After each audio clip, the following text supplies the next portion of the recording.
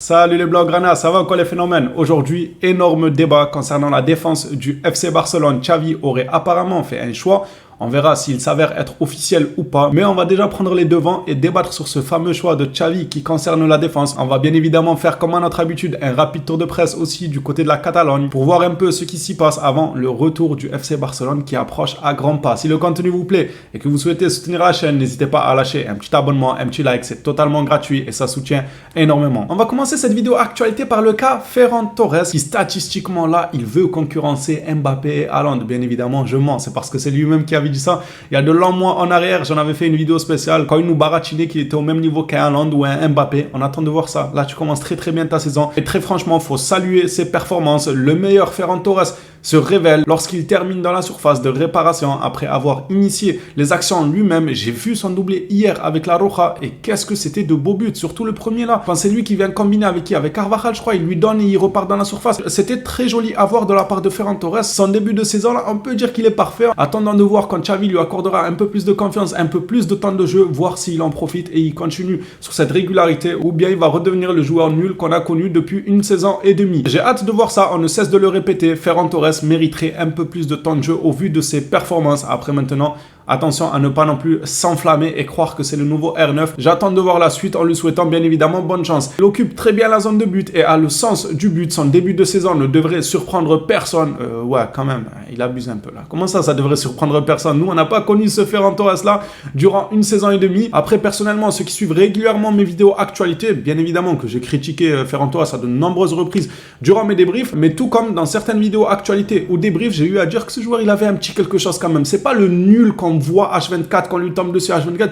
Il avait un petit quelque chose quand même. Là, ça me fait plaisir pour lui qu'il montre ce petit quelque chose quand même. Maintenant, j'attends bien évidemment de la régularité avant de me prononcer plus. On est tous heureux pour lui qu'il continue ainsi et il finit par nous dire Ferran Torres est un joueur très talentueux. On lui souhaite bonne chance pour la suite et on va passer au dossier Gundogan qui est sorti sur blessure pour le dernier match de l'Allemagne. Les médecins de l'équipe nationale allemande ont confirmé au FC Barcelone que la blessure de Gundogan n'était pas grave. Le joueur serait juste touché au bas du dos. Je pense que tous les Blaugrana ont stressé quand ils ont vu Gundogan sortir sur blessure parce que nous, les trêves internationales, ces dernières saisons, elles nous portent toujours préjudice. À chaque fois, on envoie une dizaine de joueurs en trêve internationale, il y a la moitié qui reviennent fracassés, blessés. Aujourd'hui, le joueur passera des examens à son arrivée à Barcelone. Il est bel et bien arrivé au centre d'entraînement aujourd'hui même. Il a bel et bien passé de nouveaux examens et apparemment, il serait positif. Si jamais Gundogan ne peut pas jouer le prochain match du Barça, c'est Félix qui pourrait être l'heureux élu de ce malheur qui touche Gundogan, même si les nouvelles sont plutôt bonnes, je vous rassure. Si Ike Gundogan ne peut pas débuter le match contre le Betis, Joao Félix a de vraies options pour être titulaire. Enfin, je comprends pas. On attend que Gundogan se blesse pour que Joao Félix soit titulaire. Ah oui, c'est vrai. J'ai oublié qu'on jouait avec de nombreux milieux de terrain. Et du coup, si Gundogan est là, Pedri est là, Gavi est là, Romeo est là, Frenkie de Jong est là, Xavi ne saura pas choisir 3 milieux pour mettre Joao Félix. Xavi aura du mal à mettre certains joueurs sur le banc. J'espère vraiment qu'il aura le courage de prendre une décision forte de mettre certains joueurs sur le banc, car il le faut, en accordant du temps de jeu à Félix et que Félix de son côté, comme je ne cesse de le répéter, saisisse cette occasion pour nous montrer tout l'étendue de son talent. Comme Deco a eu à le dire, je vais vous montrer un communiqué de Deco durant cette vidéo, mais pas toute sa conférence de presse, toutes ses déclarations plutôt.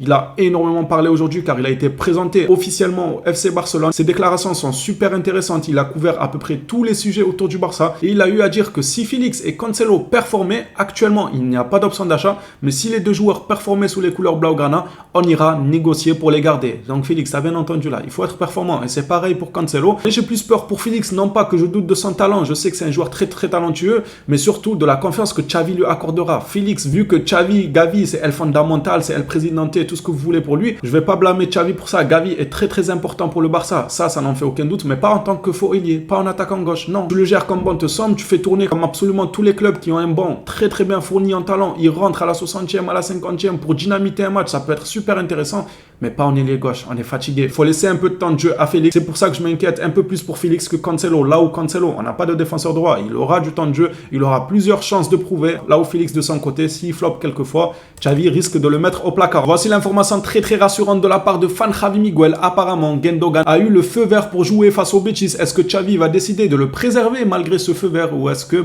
il faut contrôler le ballon? Il faut jouer avec 16 milieux de terrain. Donc Gundogan ne sera pas préservé, il n'en a que faire qu'il est mal retombé lors d'un duel aérien. ou qu'ils se sentent un peu mal, il faut contrôler le ballon, donc il faut beaucoup de milieu de terrain. Il y a déjà Pedri qui est absent, Gundogan il va le mettre de force. J'espère que Xavi ne va pas procéder ainsi, et s'il y a le moindre doute sur la santé de Gundogan, vaut mieux le laisser se reposer. C'est pas comme si on n'était pas fourni collectivement parlant. On a de quoi faire, on ne doit pas arriver jusqu'à risquer la santé des joueurs, encore plus pour jouer avec 45 milieux quoi. Par contre, s'il y en a bien un qui est sûr de ne pas pouvoir jouer le prochain match du Barça, c'est Fermín López. Sport nous précise Fermín López ne pourra pas participer contre le Betis en raison de son expulsion avec l'équipe réserve. Car oui, le joueur a disputé un match avec l'équipe réserve il y a de ça quelques jours et il a eu un carton rouge durant cette rencontre. Lors de ses nombreuses déclarations, Deco a parlé de Vitor Roque. Je le reprécise pour ceux qui veulent voir l'intégralité des déclarations. N'hésitez pas à aller sur la page des collègues qui ont relayé ces déclarations que je trouve super intéressantes. Il a parlé absolument de tout, de la prolongation de Xavi qui selon lui mériterait une prolongation. Il a parlé là de Vitor Roque comme je vous le montre, Félix, Cancelo, le club en général, Lionel Messi, bref, j'en passe, mais il a parlé d'absolument tout. Donc vous y trouverez certainement votre bonheur. Je trouve intéressant toutes ces déclarations. Au sujet de Vitor Roque, dès qu'on nous dit l'arrivée tardive de Vitor Roque est une condition posée par son club même. Le joueur ne peut venir qu'à partir de janvier ou l'année suivante. Ah ouais, carrément, il y a un ou maintenant. On nous disait c'est janvier, comment ça? Ou l'année suivante.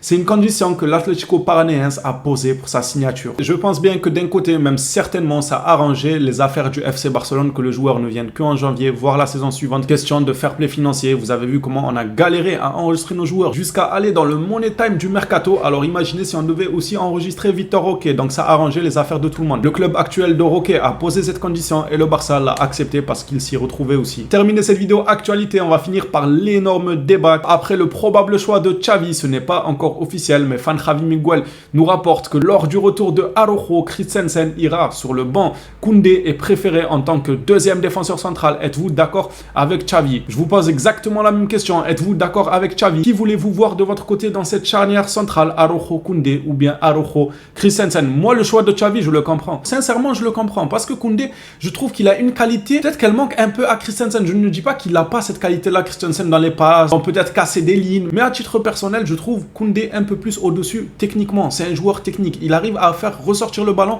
très proprement. Je ne sais pas si vous voyez ce que je veux dire, mais même à Séville, il était comme ça. C'est un joueur avec un contrôle de balle, il peut éliminer une, voire même deux lignes. Quand il rentre dans ses rushs, c'est un joueur assez juste techniquement. Et avec le début de saison qu'il fait là, je peux comprendre que Xavi se dit, vu son profil et que c'est un joueur très propre à la relance, qui est mine de rien assez technique pour un défenseur central, il peut faire l'affaire avec Araujo qui lui va s'emboîter magnifiquement avec lui car il va apporter un peu l'opposé. Le côté rude, le côté dur sur l'homme. Je ne dis pas que Koundé n'est pas dur sur l'homme ou que Araujo il est nul balle au pied. Il a énormément progressé d'ailleurs dans ce domaine-là balle au pied. J'appuie juste sur les points forts de chacun et Koundé, ça c'est un de ses points forts. Je peux comprendre le choix de Xavi même si je sais qu'on est nombreux à apprécier Christensen et que la saison dernière, il nous a fait une saison quasiment sans faute, une énorme saison de sa part. On n'a pas arrêté de saluer débrief après débrief. Il a été monstrueux. J'attends maintenant vos retours dans les commentaires. Pour vous, est-ce que c'est mérité ou est-ce que vous voulez que ce soit Christensen qui enchaîne au vu de sa superbe saison de l'année dernière? Personnellement, le choix de Xavi, je peux le comprendre. Je peux aussi comprendre ceux qui veulent Christensen, mais pour l'instant, ça ne me dérange pas plus. J'attends juste de Koundé qui soit régulier. On demande la régularité à tout le monde, nous. On n'est pas un club de vacances. Ferran Torres, Koundé, Cancelo, Félix, tout ça. S'ils nous font un bon match sur 5, c'est pas intéressant. Ça nous intéresse pas. Donc Koundé fait un bon début de saison. On espère qu'il continue comme ça. Pareil pour Ferran Torres ainsi que tout le collectif. Voilà les Blaugrana, cette vidéo actualité touche à sa fin. Merci à toi si tu as suivi jusqu'ici. J'ai hâte de lire vos commentaires à propos de ce débat qui concerne la défense du FC Barcelone. On s'attrape à la prochaine vidéo sur le Barça. D'ici là, prenez soin de vous les phénomènes.